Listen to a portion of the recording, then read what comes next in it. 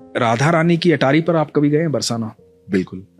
उससे नीचे एक समाधि बनी है गुलाब खान की। तो गुलाब खां जो है सारंगी बजाते थे अटारी पर, ठीक है, उनका काम था सारंगी बजाना। और उनकी एक छोटी सी बेटी थी राधा नाम की। तो राधा जो है वो बस एक बेटी थी, पत्नी उनकी थी नहीं।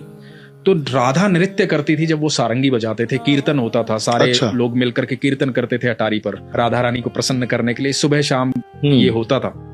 और यही उनकी दिनचर्या थी और यही जीवन यापन का साधन भी था। तो वहीं से उनको भोजन प्राप्त होता था, जो प्रसाद में मिलता था वही ग्रहण करते थे बेटी और बाप जो हैं। तो ऐसे करते करते समय बीतता जा रहा था, राधा बड़ी होती जा रही थी। जब राधा बड़ी हो गई तो वहां के गोस्वामी जी ने, कुछ लोगों ने कहा कि भाई राधा का विवाह कर दे, शादी कर दे।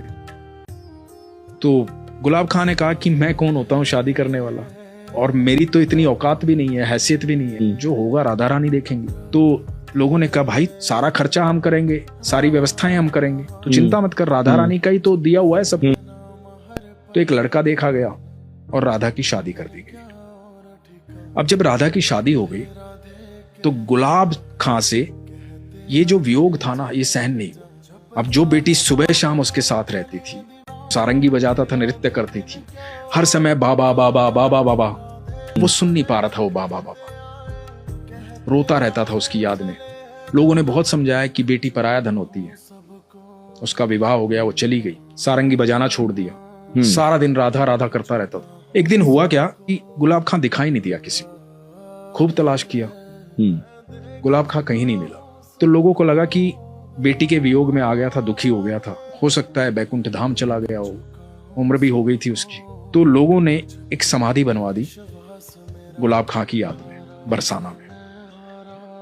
एक दिन गोस्वामी जी अटारी से नीचे आ रहे थे, महल से नीचे आ रहे थे, राधा रानी के महल से।